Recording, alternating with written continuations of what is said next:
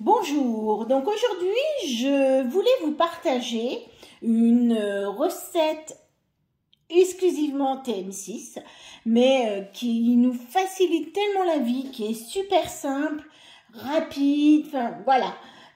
C'est de faire son propre caramel liquide, caramel qui va vous servir dans plein de préparations, qui va vous servir pour faire vos crèmes caramel, vos îles flottantes, vous allez pouvoir faire le porc au caramel, vous allez faire tout un tas de choses et vous avez toujours du caramel à disposition dans votre cuisine.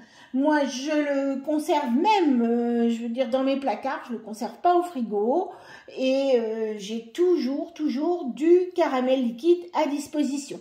Donc là, je voulais vous partager cette recette du caramel liquide, en fait, qui est sur Cookidoo, puisque c'est une recette que vous n'allez pas pouvoir réaliser autrement qu'avec Cookidoo, puisque c'est la cuisson haute température et il ne peut se faire que en cuisine pas à pas. Donc vous allez pouvoir activer la cuisson haute température et la cuisson du sucre. C'est vrai que quand on fait son caramel, soit on le fait un petit peu trop cuire, soit on le fait ça éclabousse partout. Enfin voilà, c'est pas toujours quelque chose de très facile. Donc on va réaliser cette cuisson du sucre en pas à pas. Donc on va faire. Alors moi je vous conseille de préparer à l'avance vos ingrédients. Parce que sinon, votre sucre va être, si vous mettez un petit peu trop de temps pour verser vos liquides, ça risque de gêner un petit peu dans la préparation. Il va nous falloir 300 g de sucre. Alors, il va nous falloir aussi 90 g d'eau. Donc là, je l'ai fait sur 2, puisqu'il va nous falloir 60 et 30 g sur 2. Et il va nous falloir une cuillère à café, donc de citron. Voilà, tout simplement, très peu d'ingrédients. Et voilà, on nous dit de bien respecter surtout les quantités, puisque de toute manière, là, c'est une cuisson en pas à pas. Vous ne pouvez pas changer du tout la température, vous ne pouvez pas changer non plus le temps. Par conséquent, vous allez, pour avoir une bonne cuisson, si vous mettez plus de sucre, la cuisson devra être plus longue. Donc là, ça ne va pas fonctionner. Donc il faut vraiment, quitte à le faire en plusieurs fois, si vous voulez une grosse quantité, mais déjà avec ça, vous allez pouvoir déjà faire pas mal de choses. Donc là, on va mettre nos 30 g d'eau. On va mettre nos 300 g de sucre. On suit, hein, il n'y a pas de souci. Et on va mettre une cuillère à café de jus de citron. Voilà, c'est ce qui va empêcher en fait le sucre de cristalliser. Je vais mettre mon couvercle sans mon gobelet doseur et si je fais suivant, il va me demander de faire 20 minutes. Alors pour celui-ci, nous n'utilisons pas du tout le couvercle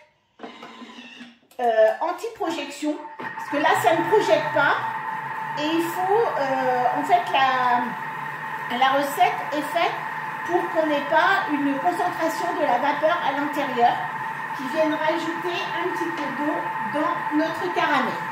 Donc voilà, il va commencer à mélanger notre sucre et l'eau afin déjà de pouvoir avoir une masse qui va ensuite chauffer à très forte température, puisque là, on va aller à 160 degrés. On voit la température qui monte très rapidement. Et en fait, nos hélices vont tourner tant que l'on ne sera pas arrivé à la température maxi. Et quand on sera à température maxi, ainsi notre sucre pourra cuire par le dessus. C'est vrai que quand on le fait sur le gaz, on va étaler notre sucre dans une poêle par exemple et on va laisser cuire et petit à petit, donc le sucre va roussir pour nous donner donc le caramel. Donc là, on est quasiment à maximum. Là, ça va continuer de chauffer un petit peu. Et on va avoir là notre caramel qui va se faire. Donc là, il n'y a plus qu'à attendre. Donc pendant ce temps-là, bah, vous pouvez faire tout un tas de choses. Et puis, vous allez voir qu'après, il n'y a vraiment plus beaucoup d'étapes à réaliser pour avoir un super caramel liquide, toujours à disposition quand on en a besoin. Voilà, et bien je vous rejoins donc dans 19 minutes. Voilà, nous avons presque nos 20 minutes qui viennent de s'écouler. Donc on commence à sentir un petit peu le sucre qui cuit, qui commence un petit peu à caraméliser. C'est bien évident. Et donc là, on va bientôt pouvoir passer aux étapes suivantes. Voilà, on fait le décompte. Et voilà.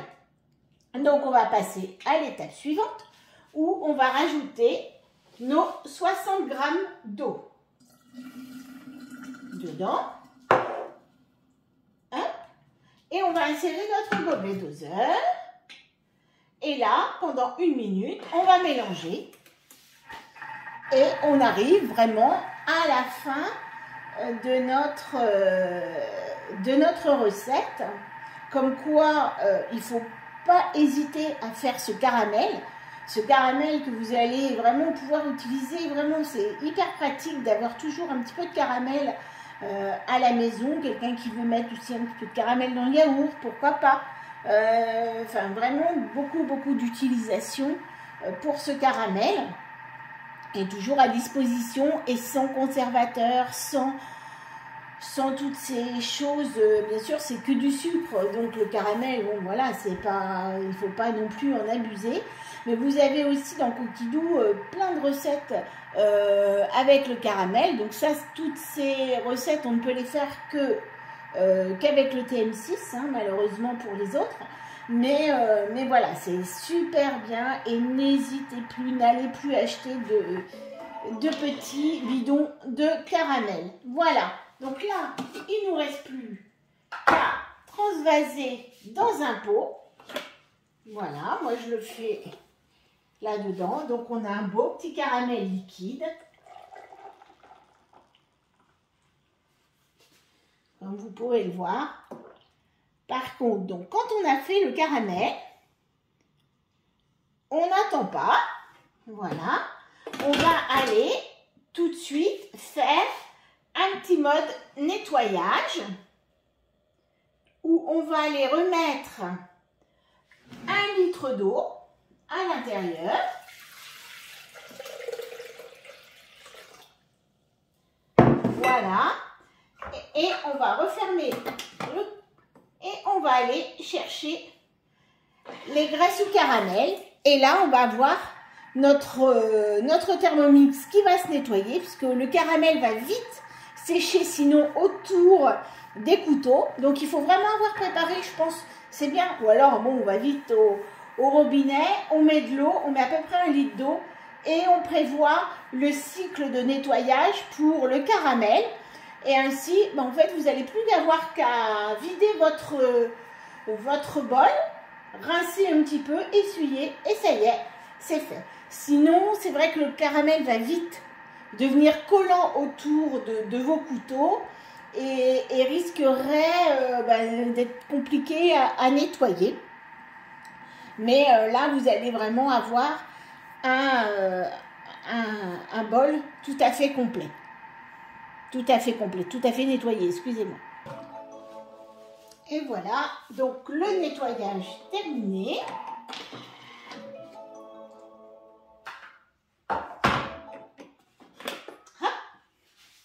J'enlève l'eau. Et voilà, donc mon bol impeccable. Donc, c'est génial. Voilà. Eh bien, à bientôt pour de nouvelles recettes.